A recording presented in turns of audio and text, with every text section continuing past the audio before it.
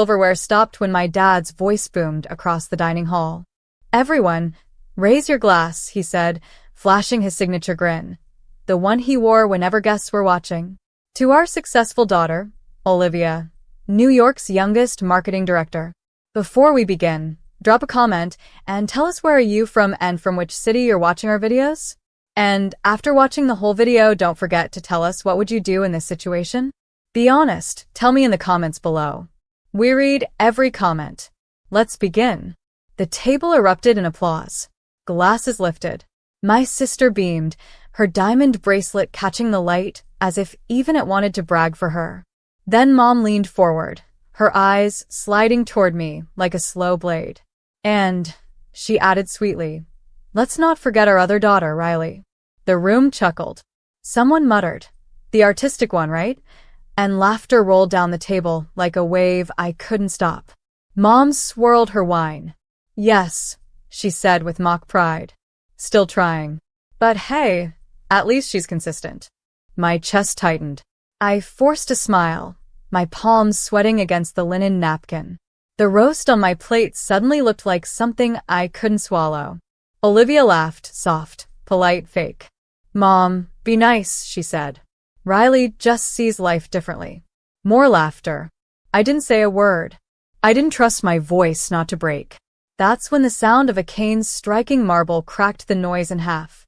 Grandpa stood at the far end of the table, his old hand steady on the cane, his sharp gray eyes cutting through the polished room like truth through glass. He didn't say a word for a long moment, he just looked at them. At my parents, my sister, the smirking guests. Then he set his napkin down and said, clear and slow, "Then I'll eat with the one who never asked for praise." Silence. Utter, heavy silence. Dad froze mid-toast. Mom's smile stiffened, her color fading. Olivia's hand faltered around her glass. Grandpa picked up his plate, walked the full length of the table, and sat down beside me. He placed his hand gently over mine and nodded. "You remind me," he said, loud enough for everyone to hear, "that worth isn't measured by applause." No one dared speak. Even the clock on the wall sounded louder. Something broke inside me that night. Not my confidence, but the thin shell of fear I'd been living under. Because in that one quiet gesture, Grandpa reminded me I didn't need to prove myself to the people who already decided I was less. But I also knew one day I would. And when I did, they wouldn't laugh again. When I woke up the next morning, the house was as quiet as a stage after the curtain fell. You could still feel the echoes of last night, the silence after Grandpa's words, the way no one dared to look at me as I stood up from the table. I'd gone to bed without saying a word, but I didn't sleep. I stared at the ceiling, listening to the storm outside, realizing that sometimes it isn't thunder that wakes you up, it's humiliation. I stuffed my sketchbook and a few clothes into an old duffel bag. My hands shook, but not from fear, from something that felt almost electric. Freedom, maybe. When I walked downstairs, Mom was in her silk robe, sipping her morning coffee at the kitchen island. The smell of expensive roast filled the air, masking the bitterness in her tone. "You're really leaving?" she asked, like she already knew the answer. I didn't look at her. "Yeah." She gave a small, dry laugh. "Riley, you can't just run away every time life gets uncomfortable." I zipped the bag and slung it over my shoulder. "I'm not running," I said quietly. "I'm finally walking away from people who don't see me." Dad appeared behind her, already dressed for work, his tie perfect, his face blank. "You're 26, he said sharply. "You have no savings, no career, no direction. You'll come crawling back. You always do." The words stung, but I didn't flinch. "Not this time," I said. "And when I don't, remember you said that." Mom sighed and shook her head, turning back to her coffee. "You always had a flair for drama." "Guess I learned from the best," I said and walked out. The screen door slammed behind me like punctuation, the sound of a chapter closing. For months, I barely scraped by. I rented a tiny apartment above a laundromat, the kind where the floor creaked every time you took a step.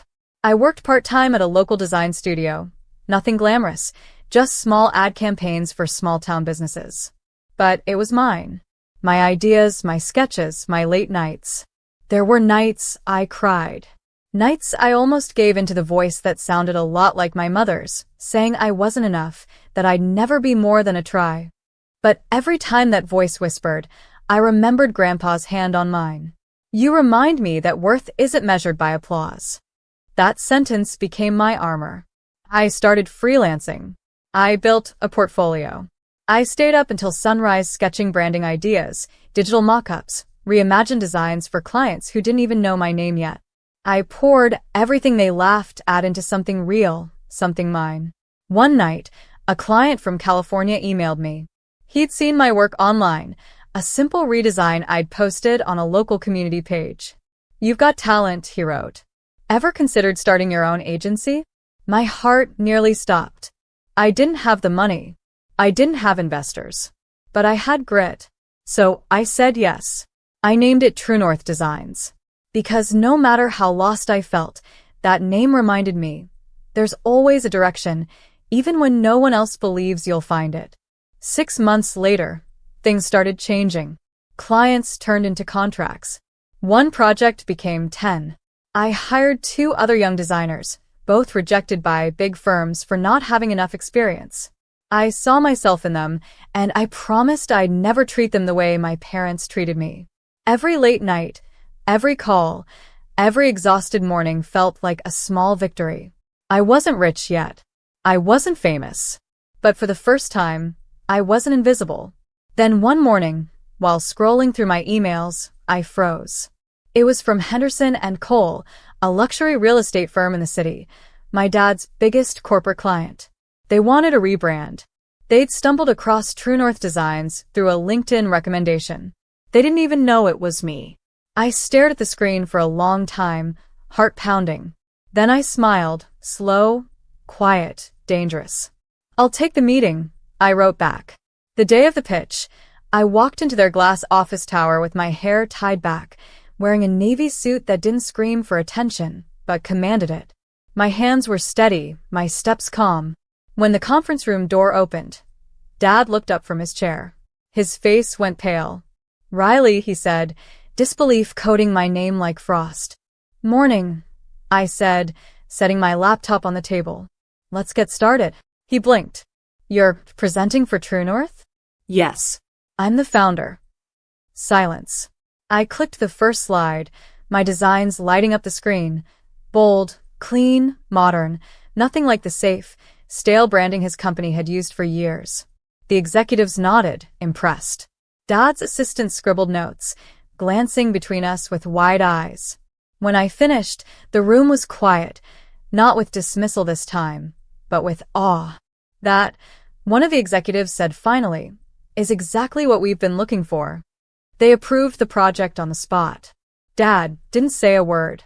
As I packed my things, I looked him in the eye and said softly, "Guess I found my direction after all." He tried to smile, but it didn't reach his eyes. That night, I went home, sat on my balcony, and watched the city lights shimmer below me. My phone buzzed, a message from Grandpa. "Proud of you, kiddo. You didn't prove them wrong. You proved you right." For the first time in years, I let myself cry, not from pain but from release.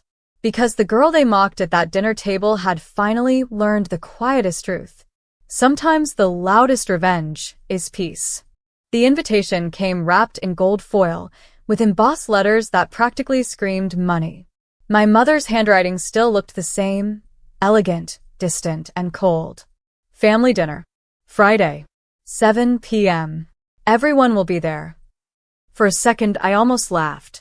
The last time we'd all sat at that table, I'd been humiliated into silence. Now I was being invited back. Not as a daughter they pitied, but as a woman they had underestimated. I took a long breath, looking out my office window at the city skyline. My company's name, True North Designs, was etched in silver on the glass.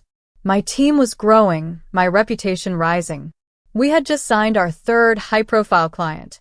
I wasn't the same Riley who left that mansion with a duffel bag and shaking hands. This time, I would walk in calm, steady, and unshakable. When I arrived, every eye turned. Olivia was the first to speak. Wow, Riley, you look different. Her tone was soft but carried that familiar mix of surprise and discomfort. She wasn't used to looking up to me. Mom forced a smile that looked like it cost her effort. Riley, honey, so glad you made it. Dad stood, clearing his throat. You've been busy, I hear. Extremely, I said, setting my purse down. You'd be surprised how fast life changes when people stop laughing and start working. His jaw tightened. Olivia tried to shift the mood. So, tell us about your little design firm. What's it called again? True North Designs, I replied evenly. We just finished a major rebranding project for Henderson and Cole. Dad's fork froze midair. Mom blinked. That's your company's client? She asked, her voice trembling slightly. I corrected gently. The deal's done. They loved the work. Olivia's eyes widened. Wait, that's Dad's. Olivia, Dad interrupted quickly, his tone sharp. That's enough. But it was too late. The realization hung in the air. The firm they used to brag about, Dad's crown jewel, had unknowingly hired me, and I had delivered better results than he ever expected. The room went still. You could hear the faint hum of the chandelier above. Grandpa's slow clap broke the silence. Everyone turned. He was smiling, calm, proud, eyes glimmering with that same fire from before. I told you, he said softly. The one who never asked for praise would earn it anyway. Mom tried to recover, her voice trembling between shock and pride. Riley, sweetheart, why didn't you tell us? We could have celebrated. I looked straight at her. You don't celebrate what you don't believe in. Dad exhaled, leaning back, his pride bleeding through his silence. You've done well, he said finally. No, I said gently. I became well. It wasn't said with anger. It was said with peace. The kind that came from finally standing on solid ground. Grandpa chuckled under his breath. Well, he said, rising slowly to his feet. Looks like I'm sitting with the right one again. That dinner didn't end with laughter or cruelty. It ended with silence, the heavy kind that comes when truth finally has the last word. As I walked out that night, the moonlight caught the edge of the glass door, and I caught my reflection, calm, confident, untouchable. The girl who once sat quietly, trying not to cry, was gone. In her place stood a woman who had turned every insult into momentum. And, for the first time in my life, I didn't need their approval. I had my own. 2 weeks after that dinner, my phone buzzed with an unknown number. I almost ignored it until the text came through. Riley, it's Dad.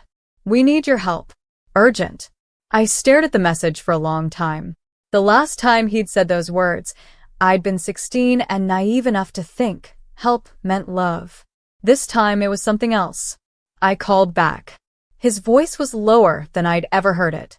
Riley, Henderson and Cole just announced they're ending their partnership. We're losing clients. The investors are pulling out. I don't know what to do. It hit me like déjà vu. The proud man who once called me dead weight now sounded small. Why are you telling me this? I asked quietly. Because he hesitated. Because your firm saved them. They mentioned you in a press release. They said you rebuilt their image. You did what my whole team couldn't. There was no arrogance in his voice now. Just something raw. Honest. I was wrong about you, he said. I need your help. For a moment I said nothing. Just silence. Then, I'll be there in an hour. When I walked into his office, it felt like stepping back into a version of myself I'd buried years ago. Same marble floors. Same cold air. But everything looked smaller now, like pride had shrunk the place from the inside out. He stood by the window, staring at the skyline that once made him feel powerful. They're leaving, Riley, he said quietly. All of them. I built this firm for your mother, for the family name. I thought power meant never asking for help. I was wrong. I took a slow breath. Then let's fix it. He turned, surprised. You'll do it? I nodded. Not for you. For the people who still work here.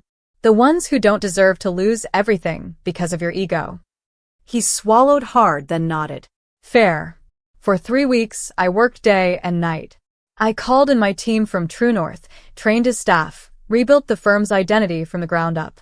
The same building that once laughed at my dreams now echoed with my voice leading meetings. Even Mom came by one day, standing quietly at the glass wall of the conference room. She didn't speak, but her eyes followed me everywhere. I could tell she didn't know how to process what she was seeing. Her daughter, the one who tries, commanding a room full of executives. When the last client deal was signed, applause broke out. People smiled again. And for once, Dad didn't stand in the center of the room. He stood beside me. "Riley," he said, extending his hand. "You didn't just save this company.